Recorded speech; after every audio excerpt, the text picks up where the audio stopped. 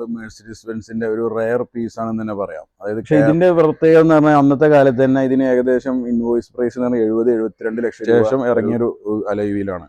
ഇതാണ് ഇതിന്റെ എടുത്തു കാണിക്കുന്ന ഒരു പരിശോധിക്കുമ്പോൾ നല്ലൊരു നീറ്റ് ആൻഡ് ക്വാളിറ്റി ആണുള്ളത്. പിന്നെ ഇതിന്റെ സിസ്റ്റംസ് ഒക്കെ വ്യത്യാസമുണ്ട്. നമുക്ക് ഇനി ഇത് അങ്ങോട്ട് പോയിട്ട് ഒരു ബട്ടൺ കൂടി അമർത്തി കഴിഞ്ഞാൽ നമുക്ക് സൺറൂഫും കൂടി ഓപ്പൺ ആവും. എല്ലാ സിസ്റ്റവും വർക്കിംഗ് ഉണ്ട്. നല്ല വെളിച്ചം, നല്ലൊരു ഇരിക്കാനും നമുക്കൊരു പ്രസൻസ് നല്ല ഇത് ഫീൽ ചെയ്തിട്ടുണ്ട്.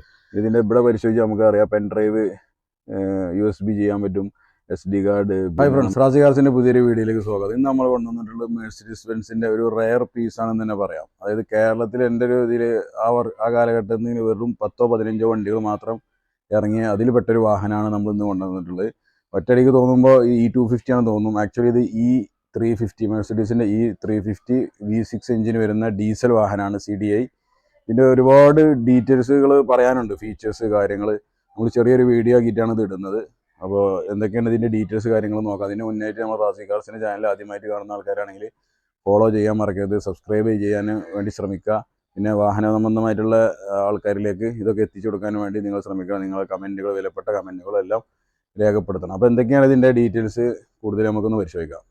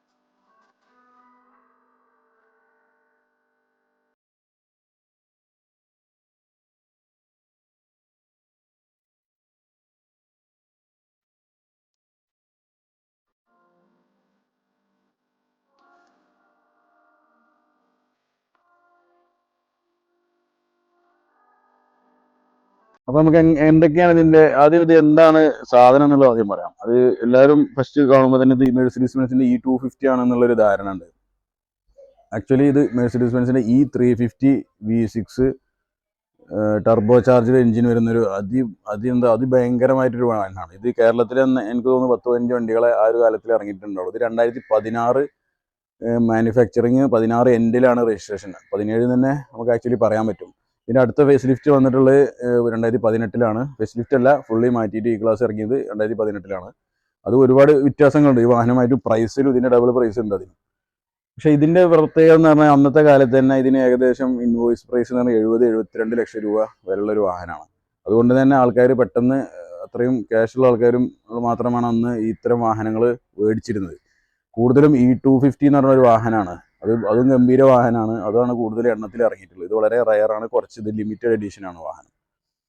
ഇതിൻ്റെ കാര്യങ്ങൾ പറയുന്നത് സിംഗിൾ ഓണർഷിപ്പിലുള്ള വാഹനമാണ്. നമുക്ക് ഇൻഷുറൻസ്, IDV ഫസ്റ്റ് ക്ലാസ് ഉണ്ട്, 27 ലക്ഷം IDV ഉള്ള വാഹനമാണ്. മെയിൻ ഗ്ലാസ് ഒരു ഗ്ലാസ് പോലും റീപ്ലേസ് ഇല്ല, ഫുള്ളി കമ്പനിയിൽ നിന്ന് സർവീസ്ഡ് വാഹനമാണ്. അതിൽ മൊത്തത്തിൽ നോക്കുമ്പോൾ നമ്മളൊരു കമ്പാരിസൺ വീഡിയോ പിന്നീട് ചെയ്യുന്നുണ്ട്. E250 E350 ഒരുമിച്ച് വെച്ചിട്ട് എന്തൊക്കെയാണ് അതിൻ്റെ വ്യത്യാസം എന്നുള്ളത് പറയുന്നുണ്ട്. അപ്പോൾ ഇത് നോക്കുമ്പോൾ നമുക്ക് നല്ലൊരു, ഇത് മോണോഗ്രാം എക്സ്ട്രാ വെച്ചതാണ്. ഇത് ക്ലോസ്ഡ് ടൈപ്പാണ് നമുക്ക് വരാറ്. കാരണം ഇവിടെ സ്റ്റാർ ഉള്ളതുകൊണ്ട് ഇവിടെയും വരാറില്ല. മൊത്തത്തിൽ നോക്കുമ്പോൾ ഒരു ഷോറൂമിൽ നിന്ന് ഇറക്കുന്നത് പോലുള്ള ഒരു കണ്ടീഷനിലാണ് നമുക്ക് വാഹനം കിട്ടിയിട്ടുള്ളത്. ഇതിൻ്റെ എല്ലാ ഹെഡ്ലൈറ്റും കാര്യങ്ങളൊക്കെ ഒറിജിനലാണ്. വേറെ റീപ്ലേസ് കാര്യങ്ങളൊന്നും സംഭവിച്ചിട്ടില്ല. എല്ലാം ഒറിജിനൽ നീറ്റ് ആൻഡ് ക്ലീനിലാണ്. നമുക്ക് സൈഡ് പ്രൊഫൈലൊക്കെ നോക്കുമ്പോൾ നല്ലൊരു ക്ലീൻ ലൈൻ ഉള്ളത്. ഇതിൻ്റെ പ്രത്യേകത പറഞ്ഞാൽ ഈ അലോയ് വീലാണ്. ഇത് E350 മാത്രം അന്ന് 16 ശേഷം ഇറങ്ങിയൊരു അലോയ് വീലാണ്. ഇതാണ് ഇതിൻ്റെ എടുത്ത് കാണിക്കുന്നൊരു, ഇത് E350 ആണെന്ന് എടുത്ത് കാണിക്കുന്നത് പെട്ടെന്ന് ഐഡൻറ്റിഫിക്കേഷൻ മാർക്കാണത്. ഇങ്ങോട്ട് വരുന്ന എഡിഷൻ E എന്ന് പറയുന്ന ഒരു സ്പെഷ്യൽ എഡിഷനാണ്. E എന്ന് പറഞ്ഞൊരു എഡിഷനിൽ അന്ന് കുറച്ചെണ്ണം മാത്രം ഇറക്കിയത് കൊണ്ടാണ് അങ്ങനെ ഒരു ഇത് വന്നത്. മറ്റേത് എലഗൻസ് എന്നോ അല്ലെങ്കിൽ അവൻഗാർഡ് അങ്ങനെയൊക്കെ. അതിലും ടോപ്പ് എൻഡ് വേരിയൻ്റാണ് സാധനം. ഇതിന് മറ്റൊരു പ്രത്യേകത പറഞ്ഞാൽ ചെറിയ ചെറിയ പ്രത്യേകതകളാണ് ഞാൻ പറഞ്ഞുകൊണ്ടിരുന്നത്. ഇപ്പോൾ ഇതിൻ്റെ ഇവിടെ ഉണ്ട് ഒരു ക്രോം ക്രോമിൻ്റെ ഒരു ഇത് വന്നിട്ടുണ്ട്. ഇത് E350 മാത്രം പ്രത്യേകതയാണ്. കാണുമ്പോൾ ഇതെന്നാണ് പ്രത്യേകത എന്ന് ചോദിക്കും. പക്ഷേ കുറേ കാര്യങ്ങളിൽ മെർസിഡീസ് ബെൻസ് E350 ഇറക്കിയപ്പോൾ കുറേ കാര്യങ്ങൾ ചേഞ്ചസ് വന്നിട്ടുണ്ട്. ക്വാളിറ്റിയിലും ഒന്നും കൂടി ഹൈ എൻഡ് ക്വാളിറ്റിയാണ്. അതായത് ഇൻ്റർനാഷണൽ സ്റ്റാൻഡേർഡിലാണ് ഈ വാഹനം അന്ന് ഇറങ്ങിയിട്ടുള്ളത്. അതുപോലെ തന്നെ ടയർ നമുക്ക് നാലും ഒരു 85-90% മിഷലിൻ്റെ ടയറുകളാണുള്ളത്. സ്റ്റെപ്പിനെയും ഉപയോഗിക്കാത്ത ടയറാണ്, മിഷലിൻ്റെ തന്നെയാണുള്ളത്. പിന്നെ സൈഡ് പ്രൊഫൈലും കാര്യങ്ങളൊക്കെ ഈ 250 സാമ്യതയൊക്കെ ഉണ്ട്. പിന്നെ ടൈൽ ലാമ്പിലേക്കൊക്കെ വരുമ്പോൾ നല്ലൊരു എല്ലാം ഒറിജിനലാണ്, ഒന്നും റീപ്ലേസ് ഇല്ല, എല്ലാം ഒറിജിനലാണ്. നല്ല ക്ലീനിൽ തന്നെ ഇരിക്കുന്നത്. പുതിയ വണ്ടി ഷോറൂമിൽ നിന്ന് എടുക്കുമ്പോഴുള്ള ക്ലീനിങ് ആണ്. ഞാൻ വീണ്ടും ഇങ്ങനെ ഷോറൂം എന്ന് പറയുന്നത് അത്രയും പെർഫെക്ഷൻ ആണ്. വാഹനങ്ങൾ വന്ന് നോക്കിയാൽ മനസ്സിലാവും. പിന്നെ ഇവിടെ E350 എന്ന് പറഞ്ഞിട്ടുള്ള ബാഡ്ജിങ് കൊടുത്തിട്ടുണ്ട്. അത് E350. പിന്നെ ഇവിടെ എംബ്ലം കൊടുത്തിട്ടുണ്ട്, CDI എന്നുള്ളത് കൊടുത്തിട്ടുണ്ട്. പിന്നെ ഇതിന് ഡബിൾ സൈലൻസറാണ് വരുന്നത്, V6 ആയതുകൊണ്ട് തന്നെ. ഇങ്ങനെയൊക്കെയാണ് നമുക്ക് ഡിക്കിയിൽ വരുന്നത്. ഇതിന് ഇനി മറ്റൊരു പ്രത്യേകത എന്ന് പറയുന്നത്, ഇത് നോർമലിയാണ് ഓപ്പണിങ് വരുന്നത്. ഇങ്ങനെ നല്ല അത്യാവശ്യം ബൂട്ട് സ്പേസ് കാര്യങ്ങളൊക്കെ വണ്ടിയിൽ ഓൾറെഡി കൊടുത്തിട്ടുണ്ട്. നമ്മൾ ഡിക്ക് അങ്ങനെ കാണിക്കാറില്ല. ഇതിന് മറ്റേ കാണിക്കാൻ കാരണം ഇത് ഓട്ടോമാറ്റിക് ആണ്. നമ്മളിവിടെ സാധാരണ 250 വരാറില്ല, 350 ആയതുകൊണ്ട് ഇവിടെ ഓട്ടോമാറ്റിക്കിൻ്റെ ബട്ടൺ നമുക്ക് ക്ലോസ് ചെയ്യാൻ അടക്കേണ്ടതില്ല. ഇവിടെ ബട്ടൺ അമർത്തി കഴിഞ്ഞാൽ ഓട്ടോമാറ്റിക് ക്ലോസ് ആവും. സോഫ്റ്റ് ക്ലോസും കൂടിയാണത്. അപ്പോൾ ഇത് ഈ ഒരു 350 ആയതുകൊണ്ട് മാത്രം ഉള്ളൊരു പ്രത്യേകതയാണ്.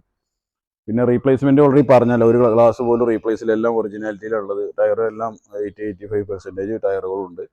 നമുക്കിതിൻ്റെ ഇൻറ്റീരിയർ കാര്യങ്ങളൊക്കെ ഒന്ന് നോക്കാം. പിന്നെ ഇൻറ്റീരിയറിലേക്ക് വരുമ്പോൾ ഏകദേശം E250 സാമ്യത തോന്നുന്നുണ്ട്. പക്ഷേ ഇത് 2016 ഇറങ്ങിയത് കൊണ്ട് തന്നെ ഇതിന് ഏറ്റവും ടോപ്പ് എൻഡ് ആയതുകൊണ്ട് ബട്ടൺ സ്റ്റാർട്ടും കൂടി കമ്പനി കൊടുത്തിട്ടുണ്ട്. ഇതിൽ ബട്ടൺ സ്റ്റാർട്ടാണ് വരുന്നത്.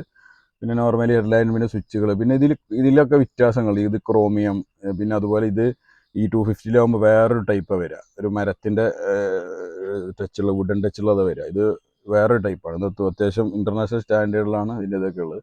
പിന്നെ ഇങ്ങോട്ട് വരുമ്പോൾ നമ്മൾ നോർമലി കണ്ടുവരുന്ന power window, seat adjustment, electrically എല്ലാം അതിൽ ഓൾറെഡി കൊടുത്തിട്ടുണ്ട്. പിന്നെ സ്റ്റിയറിങ്ങും അതുപോലെ തന്നെ സീറ്റ് ഒക്കെ അങ്ങനെ തന്നെ ഉള്ളത്. ഇതൊക്കെ മേലോട്ട് വരും. നമുക്ക് 4 പൊസിഷനിലായിട്ട് ഇത് വർക്ക് ചെയ്യിക്കാൻ പറ്റും. അപ്പോൾ ഇങ്ങനെയൊക്കെയാണ് ഇവിടുത്തെ വിശേഷങ്ങളുള്ളത്. പിന്നെ നമുക്ക് ഇനി ഇവിടെ എന്തൊക്കെയാണുള്ളത് പരിശോധിക്കാം. അപ്പോൾ ഇൻറ്റീരിയർ ഈ ഭാഗം പരിശോധിക്കുമ്പോൾ നല്ലൊരു നീറ്റ് ആൻഡ് ക്വാളിറ്റിയാണ് ഉള്ളത്. പിന്നെ ഇതിൻ്റെ സിസ്റ്റംസ് ഒക്കെ വ്യത്യാസമുണ്ട്. ഇപ്പോൾ നമുക്ക് ഇതിൻ്റെ സ്ക്രീനിലേക്ക് നോക്കുമ്പോൾ ഇതിൻ്റെ മുന്നത്തെ മോഡലിലൊന്നും ഇത്രയും ഫെസിലിറ്റി ഉള്ള കാര്യങ്ങളൊന്നും വന്നിട്ടില്ല. ഇപ്പോൾ ഒരുപാട് സെറ്റിങ്സ് ഉണ്ട്. Vehicle, radio, navigation, media system, അങ്ങനെ ഒരുപാട്. ഇപ്പോൾ ഈ വെഹിക്കിളിലേക്കൊക്കെ പോയി കഴിഞ്ഞാൽ നമുക്ക് ഒരുപാട് ഓപ്ഷൻസുകളുണ്ട്. നമുക്ക് സമയക്കുറവ് മൂലം പറയാത്തതുകൊണ്ടാണ്, കസ്റ്റമർക്ക് വന്നിട്ട് നേരിട്ട് തന്നെ ബോധ്യപ്പെടാൻ പോകുന്നതാണ്.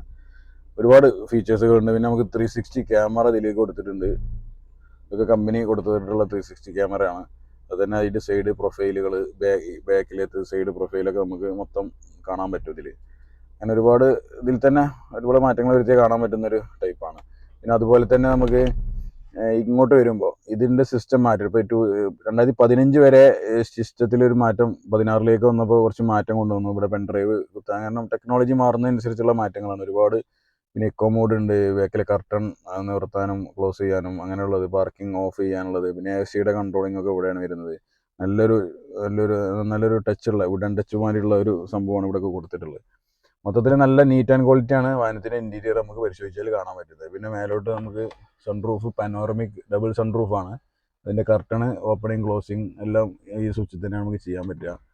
പിന്നെ ഇനി ഇത് അങ്ങോട്ട് പോയിട്ട് ഒരു ബട്ടൺ കൂടി അമർത്തി കഴിഞ്ഞാൽ നമുക്ക് സൺറൂഫും കൂടി ഓപ്പൺ ആവും. എല്ലാ സിസ്റ്റവും വർക്കിങ്ങുമാണ് നമുക്കിത് കാണാൻ പറ്റുന്നത്.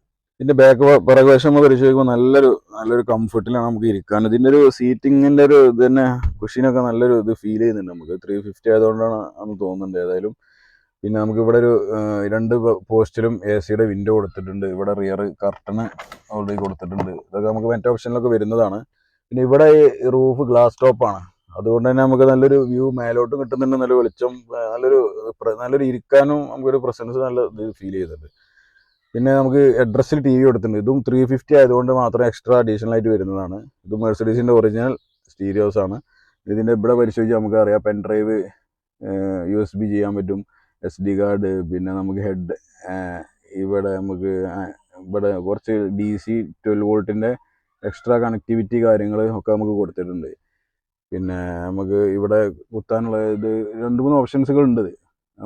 ഇത് മൈക്കിൻ്റെതാണ്, അങ്ങനെയൊക്കെ കൊടുത്തിട്ടുണ്ട്. കൂടുതൽ നമുക്ക് നോക്കാവുന്നതാണ് എന്തൊക്കെയാണ് അതിൻ്റെ ഡീറ്റെയിൽസ്. പിന്നെ ഇങ്ങോട്ട് വരുമ്പോൾ നമുക്ക് AC വെൻ്റ് ഇതൊക്കെ നോർമലി വരുന്നത് തന്നെയാണ്. AC control, climate control, dual tone ആണ് ഇതിൽ വരുന്നത്. പിന്നെ ഇങ്ങോട്ട് വന്നു കഴിഞ്ഞാൽ ഇവിടെ നമുക്ക് സിഗർ ലൈറ്ററിനുള്ളൊരു ഓപ്ഷൻ ഇവിടെ ഉണ്ട്, ഇത് ആസ്ട്ര ഇവിടെ ഉണ്ട്. ഇങ്ങനെയൊക്കെ അത്യാവശ്യം നല്ലൊരു സെറ്റപ്പിൽ തന്നെയാണ് ഈ 350ൽ അന്ന് തന്നെ ഇത്രയും ഫീച്ചേഴ്സ് 2016 കമ്പനി കൊണ്ടുവന്നിട്ടുണ്ട്. അപ്പോൾ നമ്മൾ ഈ 350യുടെ ഓൾമോസ്റ്റ് എല്ലാ ഫീച്ചേഴ്സും കാര്യങ്ങളും പറഞ്ഞിട്ടുണ്ടെന്ന് വിശ്വസിക്കുന്നു. എന്തെങ്കിലും വിട്ടുപോയിട്ടുണ്ടെങ്കിൽ നിങ്ങൾ ക്ഷമിക്കുക. അതുപോലെ തന്നെ എന്തെങ്കിലും ഉണ്ടെങ്കിൽ കമൻറ്റ് ബോക്സിലൂടെ നിങ്ങൾക്ക് അറിയിക്കാവുന്നതാണ്. അപ്പോൾ ഇതിൻ്റെ ഒന്നും കൂടി നമ്മൾ പേപ്പർ കാര്യങ്ങളും മറ്റും വിലയും ഒക്കെ നമ്മൾ ഇതിലൂടെ പറയാവുന്നതാണ്.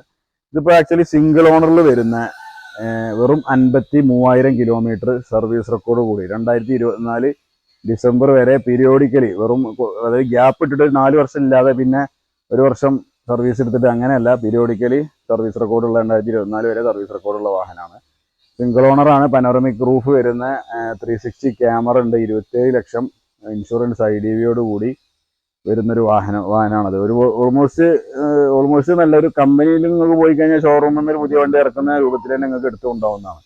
ജെനുവിൻ കിലോമീറ്ററാണ്. അതിന് നമ്മൾ ഗ്യാരണ്ടിയും കാര്യങ്ങളും വരെ തരും. നിങ്ങൾക്ക് ചെക്ക് ചെയ്തിട്ട് അതെന്തെങ്കിലും മീറ്റർ തിരിച്ചതോ കാര്യങ്ങളോ, നമ്മൾ എല്ലാത്തിലും അങ്ങനെ പറയുന്നില്ല, പക്ഷെ അങ്ങനത്തെ വാഹനങ്ങളിൽ അങ്ങനെ തന്നെ നമ്മൾ പറഞ്ഞിട്ട് കൊടുക്കുന്നത്. അങ്ങനെ ഉണ്ടെങ്കിൽ നിങ്ങൾ റിട്ടേൺ എടുക്കാവുന്ന രൂപത്തിൽ തന്നെയാണ് നമ്മൾ ചെയ്യുന്നത്. പിന്നെ ഒരുപാട് ഫീച്ചേഴ്സ് ഈ 350 ആയതുകൊണ്ട് പറഞ്ഞല്ലോ, റയറാണ്. V6 അത്യാവശ്യം മൈലേജ് ഒരു 12, 13, 14 ഒക്കെ മൈലേജ് നമുക്ക് കിട്ടുന്നുണ്ട് ഇതിൽ ഓൾമോസ്റ്റ്. അപ്പോൾ ഇതിൻ്റെ വില നമ്മൾ പ്രതീക്ഷിക്കുന്നത് 17,90,000 രൂപയാണ് നമ്മൾ NOCയിൽ പ്രൈസ്. ഇതും കൂടെ നമ്പറാക്കാൻ ഏകദേശം 5 lakhs അപ്രോക്സിമേറ്റ് വരേണ്ടതാണ്. നമുക്ക് അത് ചെക്ക് ചെയ്യേണ്ടി വരും. അപ്പോൾ ഇതിൽ ഇൻട്രസ്റ്റഡ് ഉള്ള ആൾക്കാർ, അതായത് ഇതൊരു നമ്മൾ S-Class ഉപയോഗിക്കുന്ന ഒരു കൂട്ടത്തിൽ നമുക്ക് ഉപയോഗിക്കാൻ പറ്റും, എന്നാലോ മെയിൻ്റനൻസ് വളരെ കുറവാണ്. അതാണ് ഇതിൻ്റെ ഒരു പ്രത്യേകത. എല്ലാ ഓപ്ഷൻസും കാര്യങ്ങളും ഓൾറെഡി പറഞ്ഞു കഴിഞ്ഞല്ലോ. അപ്പോൾ ആവശ്യമുള്ള ആൾക്കാർ ജസ്റ്റ് കോൺടാക്ട് ചെയ്യുക. അടിയിൽ നമ്പർ കൊടുത്തിട്ടുണ്ട്. പിന്നെ നിങ്ങളുടെ അഭിപ്രായങ്ങളൊക്കെ കമൻ്റായിട്ട് രേഖപ്പെടുത്തണം. പിന്നെ നിങ്ങളെ സപ്പോർട്ടാണ് നമ്മൾ ഇനി വീഡിയോ ചെയ്യാൻ ഉള്ളൊരു പ്രചോദനം എന്ന് പറയുന്നത്. അപ്പോൾ നമുക്ക് അടുത്തൊരു വീഡിയോ ആയിട്ട് കാണാം. അതുവരെ എല്ലാവർക്കും ബൈ. Thank you.